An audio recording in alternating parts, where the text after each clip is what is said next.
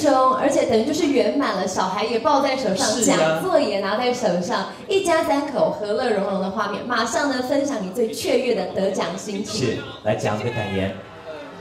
当然是很激动、很感动，也很感动，很感谢评审。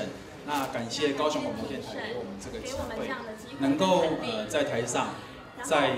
因为高雄广播电台提供了一个非常自由的舞台，那滑鼠就是我的宝剑，键盘就是我的盾牌，我用它们去创造。等一下，阿哲老师，你这样讲，那老婆放哪里啊？老婆当然放在心上最重要的位置。哇，滑鼠是宝剑，那老婆应该是……没有，我们就靠着这个装备去进行一场又一场的声音的冒险。原来对，是那。无论是声音的喜怒哀乐，或者是钢琴、小提琴、魔法竖琴声音的表情，我们就用靠这一双手，没有在没有任何的资源、澳元、团队啦、资金啦的状况下，我们去完成这样一个让我们自己觉得给我们自己小朋友听也会很喜欢的节目。就是因为这样子，所以我们今天才用我们这一双手稳稳的拿起属于我们的肯定。恭喜啊，非常恭喜！请问媒体大哥大姐现场有没有任何的问题要提问的？有没有？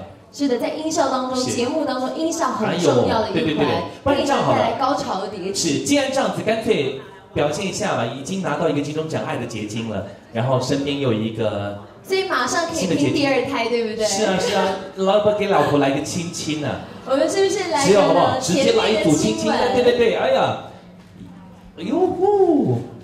金钟奖拿起来，你看，而且儿子看翻了，儿子说爸爸妈妈在做啥事？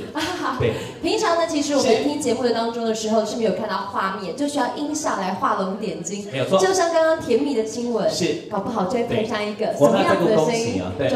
亲吻的声音是没有错，我们再度恭喜他们，非常谢谢他们，再度谢谢Arthur，谢谢小雨姐姐，非常谢谢两位，我们一家3口，谢谢，恭喜呢我们第1组得奖人，来自我们的Arthur，还有小雨姐姐，高雄广播电台奇幻岛。对，接下来我们要来恭喜。